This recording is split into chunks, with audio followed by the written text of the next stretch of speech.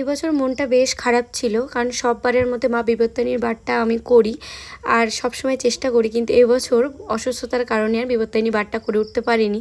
তাই এই কাকিমার কাছ থেকে নিয়ে নিচ্ছিলাম ছেলের জন্য দৌড় আর একটু মিষ্টি, আর তারপরেই চলে গেছিলাম বড়মশাইয়ের সঙ্গে একটু ইলিশ মাছ কিনতে। ইলিশ মাছ খেতে কার কার না ভালো লাগে, আমার তো দারুণ ভালো লাগে। আর এমন বড় বড় ইলিশ আমি আমাদের ক্যানিং বাজারেই ফার্স্ট টাইম দেখলাম, আর দামটাও কিন্তু বেশ ভালো সস্তা ছিল। ইলিশ মাছ কিনে আমি বড়মশাই সবাই রেডি সেডি হয়ে বেরিয়ে পড়েছিলাম আমার মাসি শাশুড়ির বাড়ি যাওয়ার উদ্দেশ্যে। আর সেখানে গিয়ে বেশ রাত্রেবেলা আমরা আবার সকলে মিলে বেরিয়েছিলাম একটু বাজারটাকে ঘুরতে।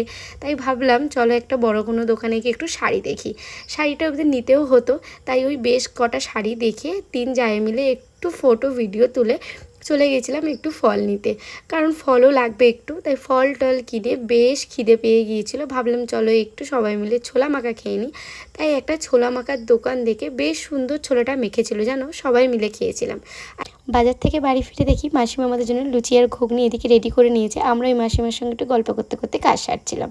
আজকের দিনের ফুল ব্লগটা কিন্তু আমার ইউটিউব চ্যানেলে দেওয়া আছে, ভালো লাগলে অবশ্যই আমার ইউটিউব চ্যানেলটা একবার ভিজিট